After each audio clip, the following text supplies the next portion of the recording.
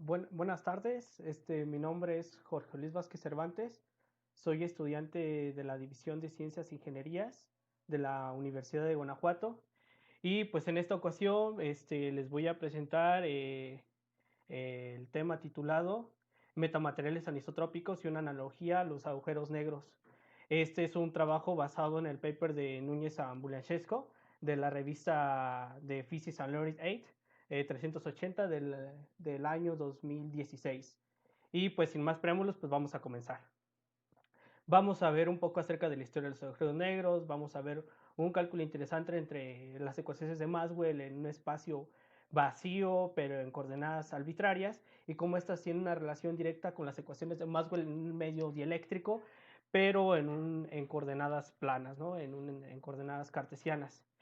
Y posteriormente entraremos en materia ya con lo que conlleva el paper de Bunashesco, que es la relación de la relatividad general en un medio metamaterial y de alguna manera cómo se propaga la luz en un medio anisotrópico o las ecuaciones de Maxwell que describen un medio metamaterial.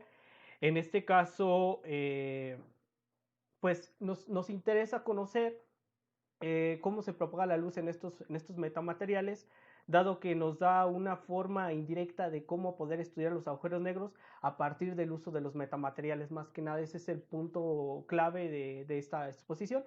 Y pues vamos a comenzar con un poco de la historia de los agujeros negros. Entonces, pues todo el mundo sabe que los agujeros negros con su historia comenzó, bueno, los grandes descubrimientos, hallazgos por Einstein, personas como Kashi Schwartz, que propone las métricas para los agujeros negros. Después viene George David.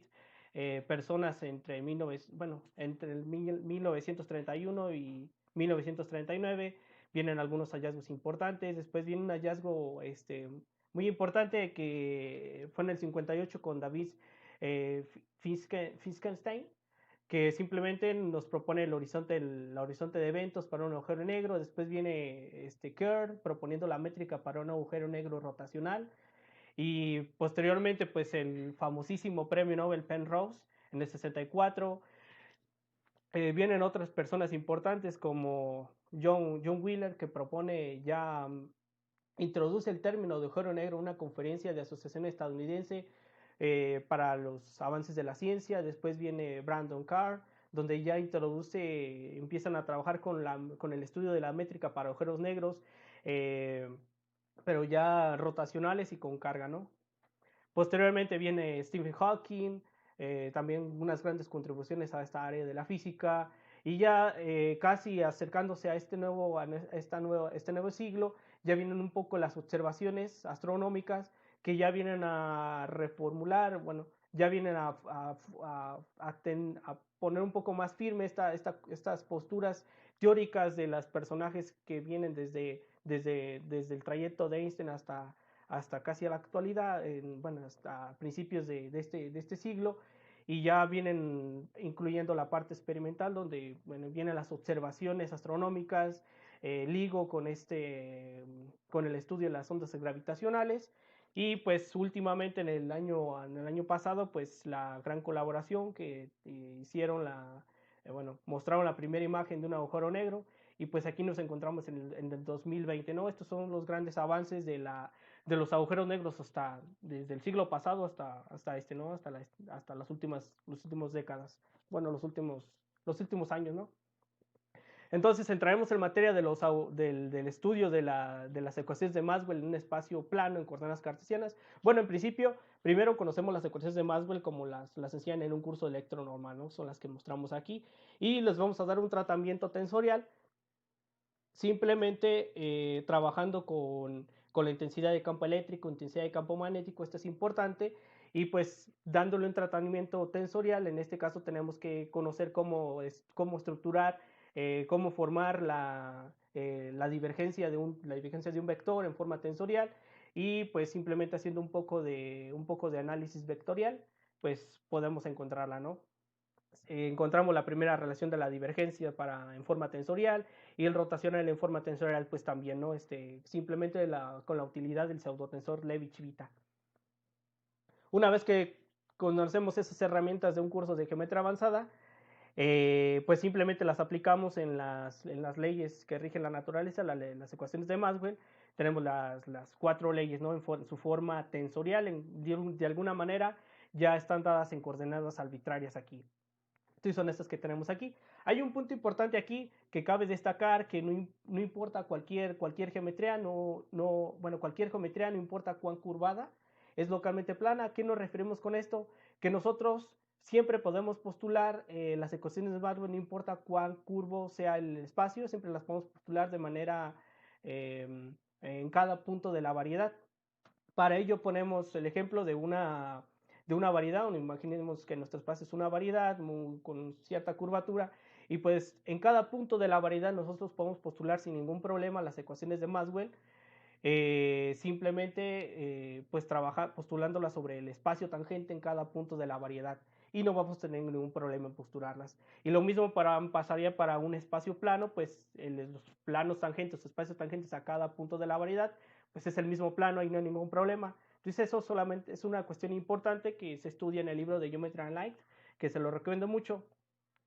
Entonces, ahora estamos interesados en simplemente escribir estas ecuaciones de Maxwell que en su forma tensorial, en su forma covariante, pero no utilizando directamente el tensor de Leibniz-Vita, en este caso este es el tensor contravariante, sino usando el símbolo, ay, perdón, el símbolo de permutación. Pero dicho símbolo de permutación está dado a partir del tensor de Levi-Civita covariante. Hay que hacer algunos cálculos para expresarlo, y ya, simplemente hacemos unos pequeños cálculos para expresar el pseudotensor de Levi-Civita contravariante en términos del símbolo de permutación. Y pues esto simplemente para reescribir estas ecuaciones de Maxwell utilizando el símbolo de permutación, que ya nos quedarían así. La ley de Gauss no cambia, bueno, esta sí cambia, bueno, y estas solamente la ley de inducción de Faraday y la de personas que van a tener esa contribución del símbolo de permutación. ¿Y para qué hacemos eso? Porque si nos damos cuenta, nosotros conocemos también, obviamente, las ecuaciones de Maxwell en un espacio plano, pero en un medio dieléctrico, y pues están dadas por estas relaciones que tenemos aquí. Y si las escribimos en su forma tensorial y usando el símbolo de permutación, nos damos que se escriben de esta manera. Aquí no hay ningún problema porque estamos trabajando en coordenadas cartesianas, pero si nosotros hacemos un rescalamiento de la densidad de corriente y densidad de carga, y haciendo la consideración que los tensores de permeabilidad y permitividad del medio van a estar dados en términos de la métrica y de la trimétrica y de la determinante de la métrica, de esta manera, pues si las escribimos de esta manera, las ecuaciones de Maxwell tienen la misma cara en un medio dieléctrico en plano que en un espacio vacío, pero en coordenadas arbitrarias. Tienen la misma estructura, la misma cara. Entonces, si nosotros hacemos esta consideración, pues entonces esas son ecuaciones equivalentes. Y, y esta es una relación muy interesante es una relación muy interesante porque nos relaciona el medio con la geometría del universo. Bueno, la geometría del espacio más bien, ¿no? Entonces, esta es una relación importante porque nos relaciona el medio con la geometría. Hay una relación intrínseca entre medio y geometría del espacio. Entonces, este es un punto importante que trabaja el libro de Geometry and Light. Y pues ya no pude avanzar más, pero fue uno de los puntos importantes que tenemos que rescatar y son importantes para el estudio del paper de Bulashevsko.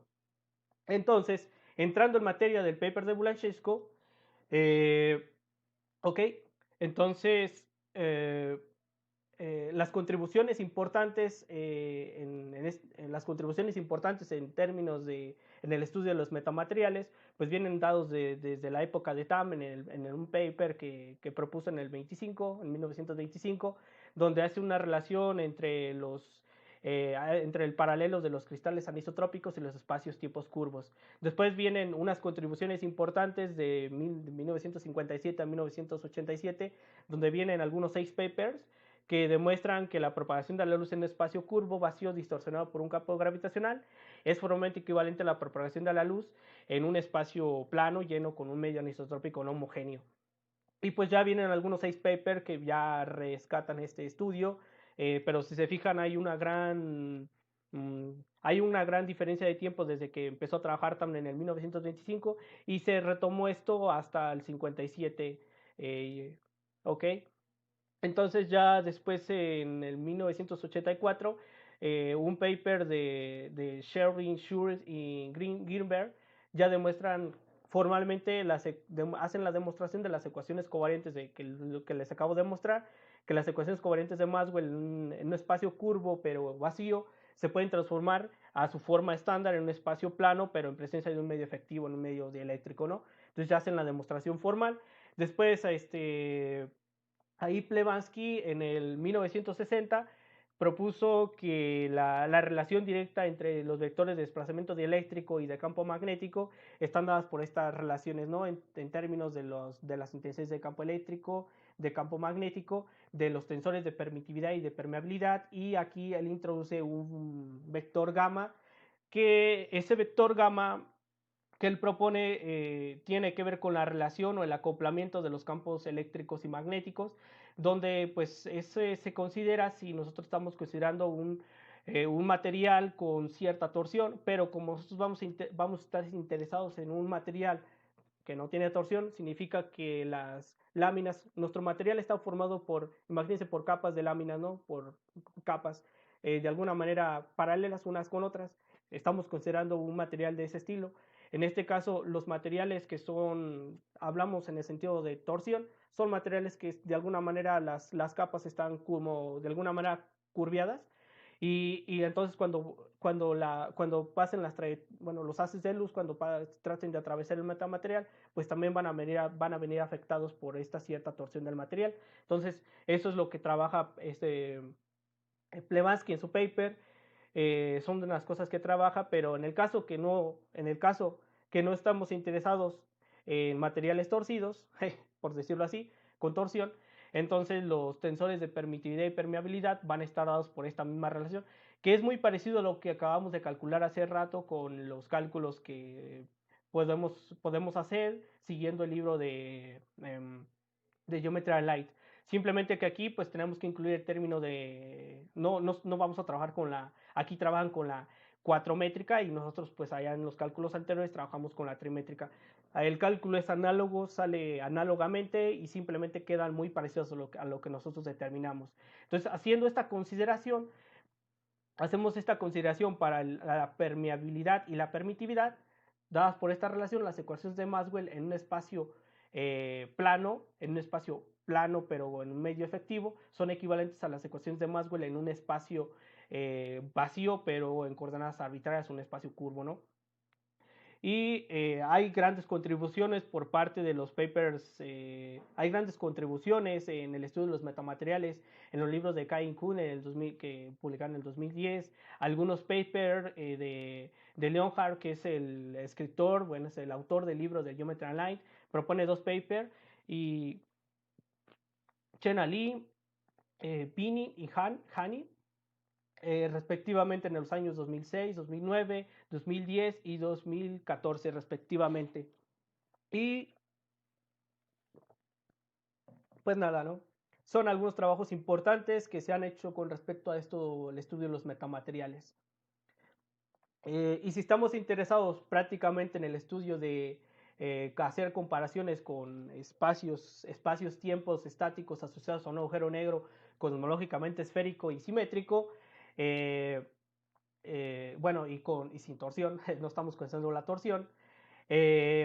Ok, entonces de acuerdo al libro de, bueno, si seguimos el libro de Gravitation and Cosmology de Wimber, pues la métrica más general para un tipo de espacio, bueno, para considerar un espacio de un agujero negro de este estilo, pues sería la relación número 39, donde nos damos cuenta que persiste un factor anisotrópico.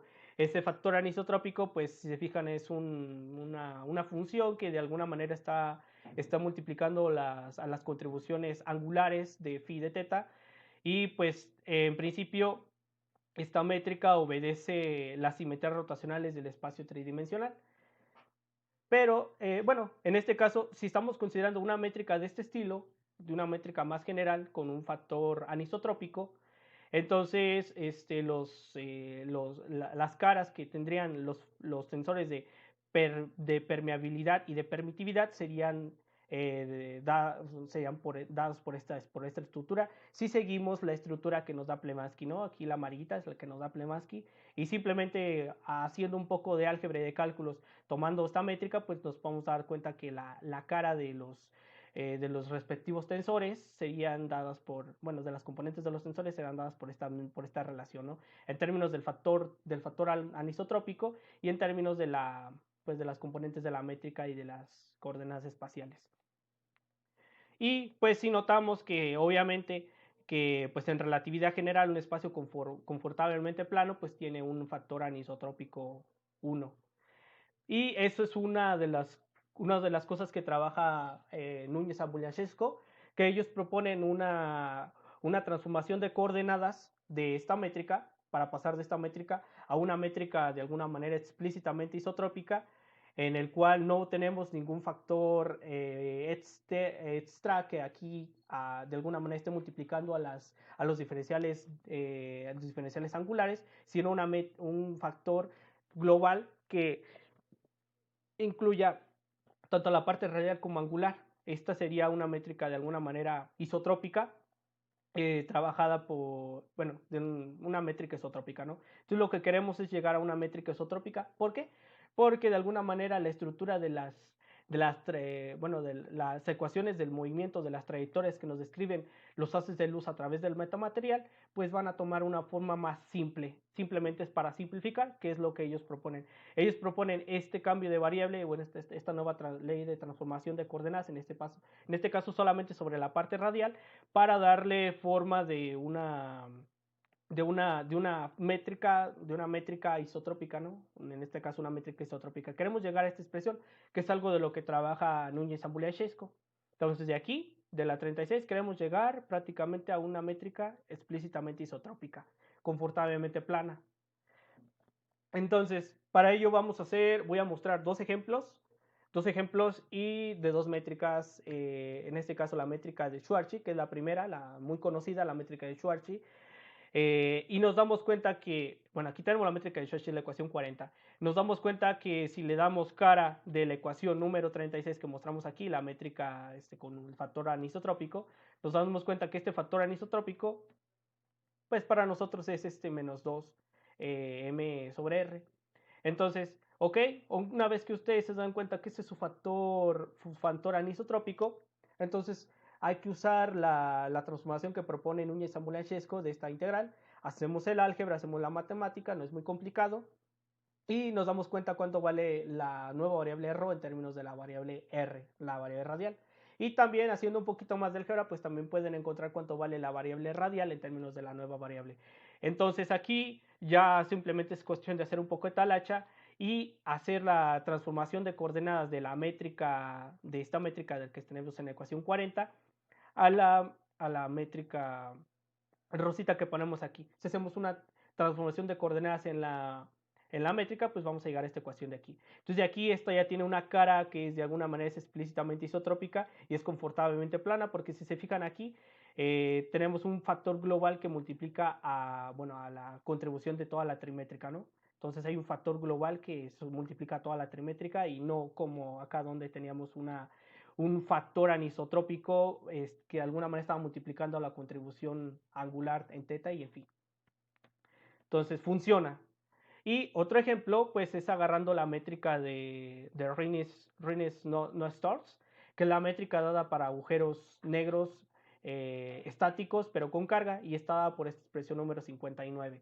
Entonces, obviamente, nuevamente hacemos prácticamente lo mismo, simplemente si le damos cara de la ecuación número 36 que les mostré aquí anteriormente, la 36, donde tenemos la 36, aquí, si le damos cara de la 36 de la métrica, de la métrica 36, nos damos cuenta que este es nuestro factor anisotrópico.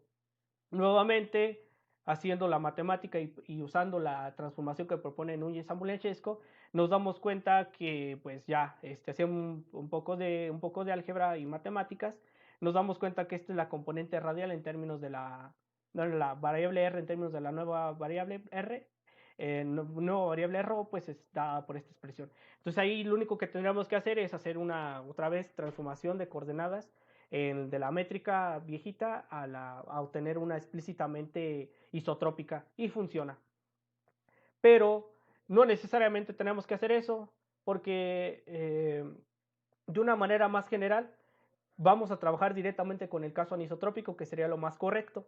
Para ello, consideremos los vectores, bueno, los vectores de desplazamiento dieléctrico y los vectores de campo eléctrico dados por esas relaciones, ¿no?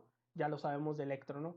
Entonces aquí aparecen, si se fijan, aquí aparecen las matrices, bueno, los tensores, aparecen los tensores de permeabilidad y de permitividad dieléctricos. Y eso ya lo sabemos de electro. Entonces, haciendo esas consideraciones, conociendo las ecuaciones de Maxwell dadas para un espacio plano en coordenadas, eh, para un espacio plano en coordenadas cartesianas, pues tenemos esta relación de aquí, ¿no? Tenemos estas relaciones, son las ecuaciones de Maxwell en espacios efectivos, pero en coordenadas cartesianas. Y pues tenemos nuestras relaciones de nuestro vector de desplazamiento eléctrico, campo eléctrico, intensidad de campo eléctrico e intensidad de campo magnético. Entonces vamos a trabajar con esto, vamos a hacer un poco de matemáticas aquí para que vean la demostración de una manera muy pedagógica, porque una gran parte bueno, una gran intención del seminario es que el estudiante aprenda algo, ¿no? Y más que nada, como yo no soy una persona que va muy avanzada en la carrera, bueno, no me considero avanzado, esto es un punto muy importante, pues que más que nada que el estudiante o que yo, cualquier persona, cualquier estudiante que se ponga a hacer este cálculo, pues simplemente lo puedan hacer, ¿no? Y no tengan ningún problema en, más que nada, que entiendan bien un paper. Entonces, ¿qué hacemos? Partimos de aquí. Agarramos, bueno, tomamos la ley de Faraday. Tenemos la ley de Faraday. Si se fijan, el moradito, hacemos la relación del campo magnético en términos de la permitividad y de la intensidad del campo magnético. Entonces, es todo lo que hicimos. No hicimos nada raro. Ahora, ¿qué hacemos más? ¿Qué más hacemos? Pues, si se fijan, simplemente despejo un poco esta situación.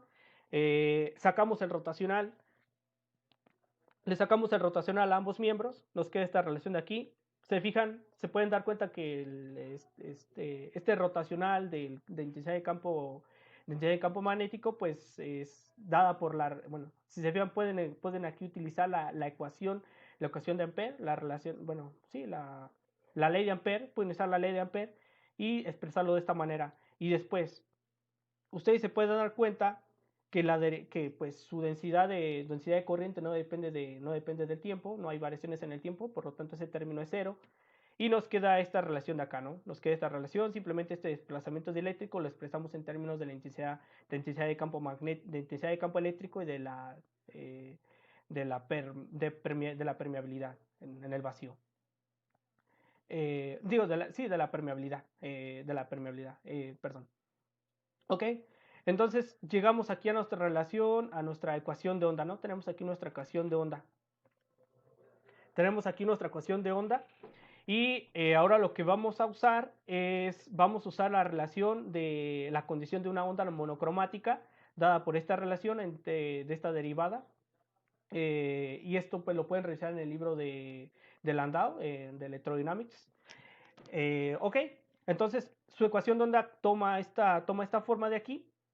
Y luego, trabajando solamente considerando ondas, en este caso vamos a estar interesados en considerar ondas transversales, pues entonces, si estamos considerando ondas transversales, pues el tensor de permeabilidad dieléctrica queda dada por esta expresión de aquí, y el tensor en su forma matricial, el tensor de permitividad, queda dada por esta forma de aquí, porque estamos considerando pues ondas transversales.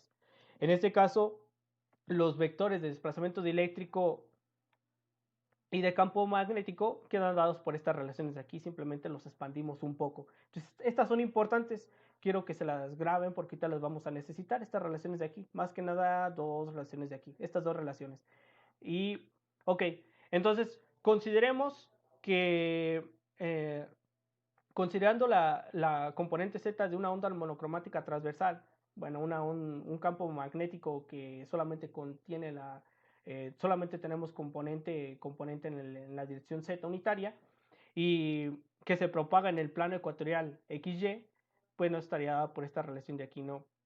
Entonces vamos a considerar un campo eléctrico dada por esta relación, ¿no? Que tenemos una propagación de este estilo, de una onda monocromática de este estilo, transversal, por de hecho, ¿eh? Entonces, ok, guárdenlo ahí, es importante. Entonces aquí ustedes saben que el rotacional lo podemos expresar de esta manera en su forma matricial. Bueno, el determinante de este determinante sería este rotacional. Y la componente z de este doble rotacional del campo eléctrico, bueno, la componente z de este doble rotacional del campo eléctrico está por esta expresión. No hemos hecho nada raro hasta aquí. Entonces se dan cuenta que este verdecito y este rosita, pues los pueden expresar en términos de las variaciones temporales de las componentes de campo magnético dadas por estas relaciones, simplemente usando la ley de Faraday. Entonces usamos simplemente Faraday, componente a componente, que quede claro, componente a componente, y luego se pueden dar cuenta que estas componente Y del campo magnético, componente X del campo magnético, las podemos expresar en términos de lo que ya habíamos obtenido acá atrás, ¿no? Aquí tienen las componentes X y Y del campo magnético en términos de la intensidad de campo magnético y de las componentes, bueno, de las componentes de la intensidad de campo magnético y de las componentes del tensor de permitividad. Entonces, solamente hicimos eso, por eso les dije que se las guardaran. Entonces, nos queda esta relación de aquí. Perfecto. La guardamos. ¿Qué más necesitamos hacer? Sabemos, como estamos considerando una onda transversal que solamente tiene una componente Z y que se propaga en el plano ecuatorial, dada por esta expresión roja que les puse aquí, estamos considerando una onda de ese estilo. Bueno, que el campo magnético, ondas monocromáticas transversales con campo eléctrico dado por esa estructura. Entonces, podemos expresar el campo magnético de una forma componente, bueno, en forma vectorial dada por esta relación de aquí, ¿no? Donde solamente tenemos una componente en Z. Ahora, ¿qué más hacemos? Estamos interesados en determinar el rotacional de dicha componente de campo eléctrico. Hacemos el respectivo rotacional y simplemente las componentes del rotacional pues vienen dadas por estas relaciones de aquí. Y, ok, lo guardamos. Entonces ahora, si nosotros ya habíamos determinado acá arriba, aquí en la ecuación 92, cómo estaba la expresión para el doble rotacional del campo eléctrico, la componente Z del doble rotacional del campo eléctrico, dada por esta relación, ya lo teníamos. Entonces, estas variaciones espaciales de las componentes del campo eléctrico son equivalentes a el azul con el azul y la morada con la morada, ¿no? Son equivalentes. Entonces tenemos esta relación. Ahora estamos interesados en invertir el sistema. Vamos a tener que expresar queremos invertir este sistema. Aquí véanlo como un sistema de ecuaciones 2x2.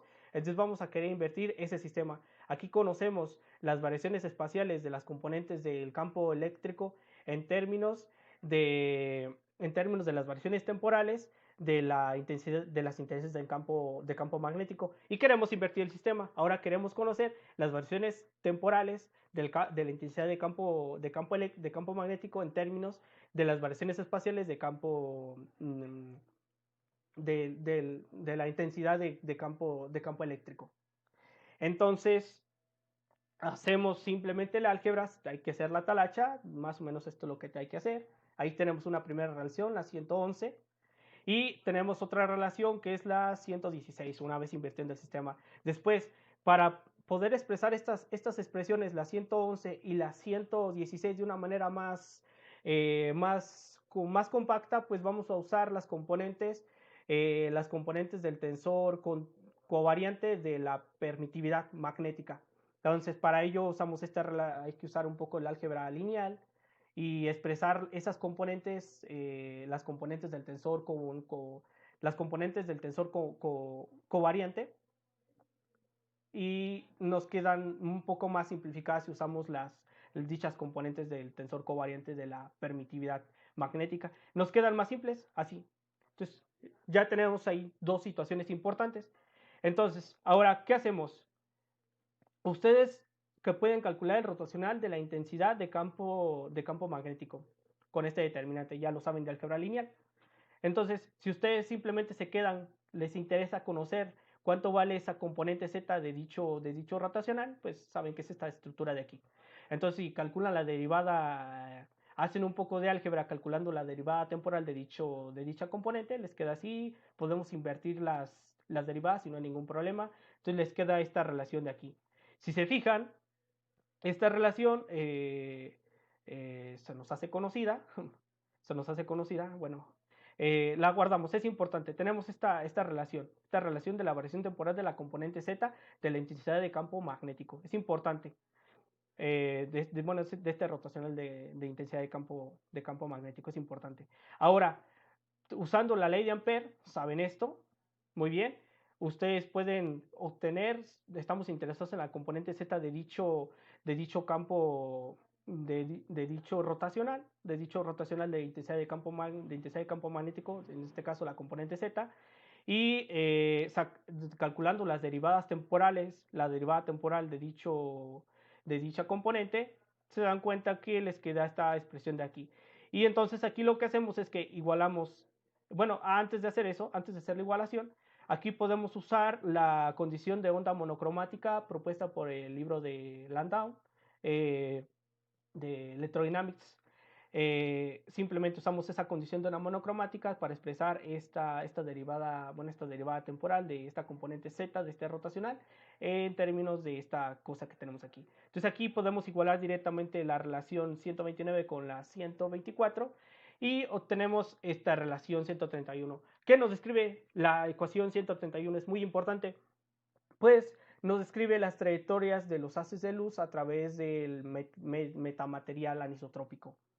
Y prácticamente esto nos describe cuál va a ser pues, el trayecto de ciertos haces de luz a través del metamaterial.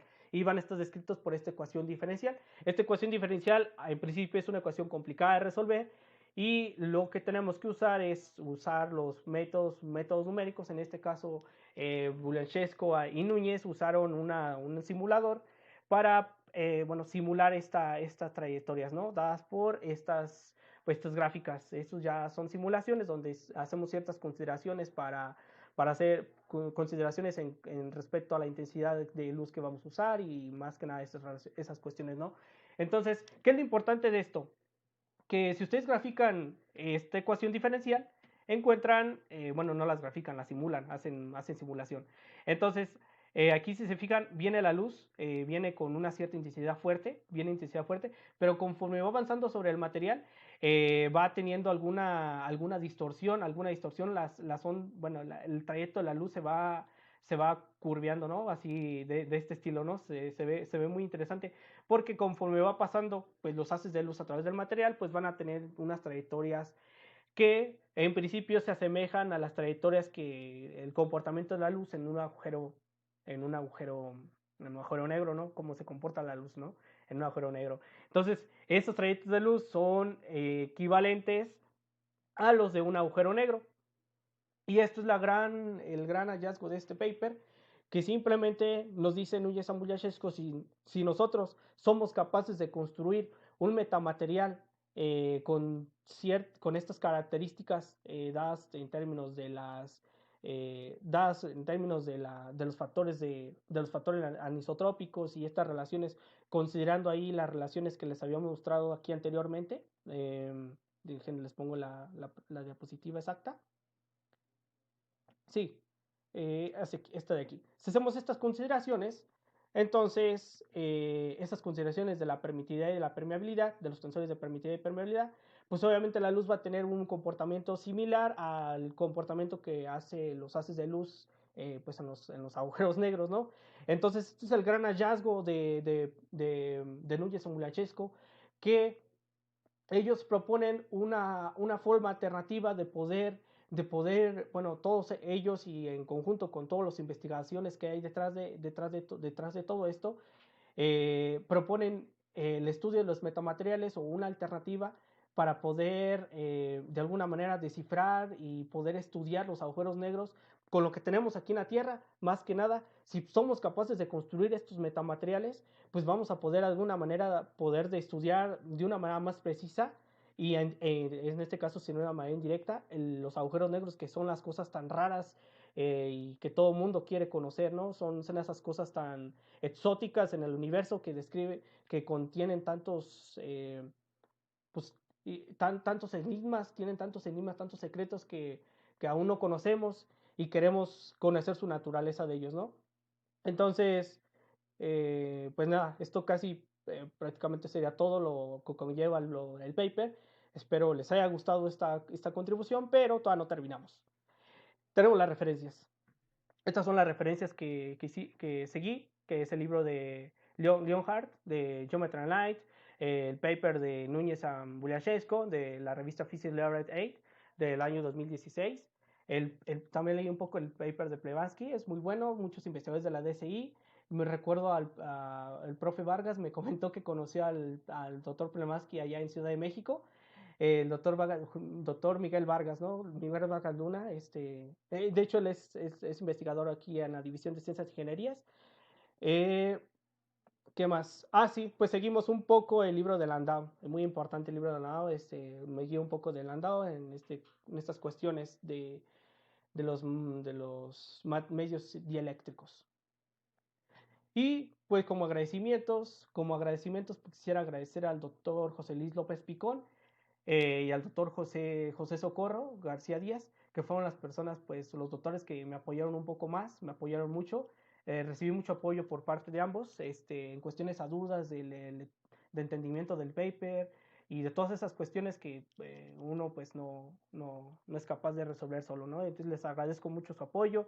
Se los agradezco bastante, son excelentes. Entonces, si quieren estudiar algo relacionado con estas cuestiones, gravitación y cosmología, ellos son los adecuados, son excelentes docentes. Entonces, un lugar excelente para estudiar, pues un lugar estudiante para estudiar física y más que nada física teórica, pues el lugar adecuado que yo les puedo recomendar es la DSI, ¿no? La División de Ciencias e Ingenierías, que se pueden encontrar personas extraordinarias como ellos y como otros muchos más que hay en la división, ¿no?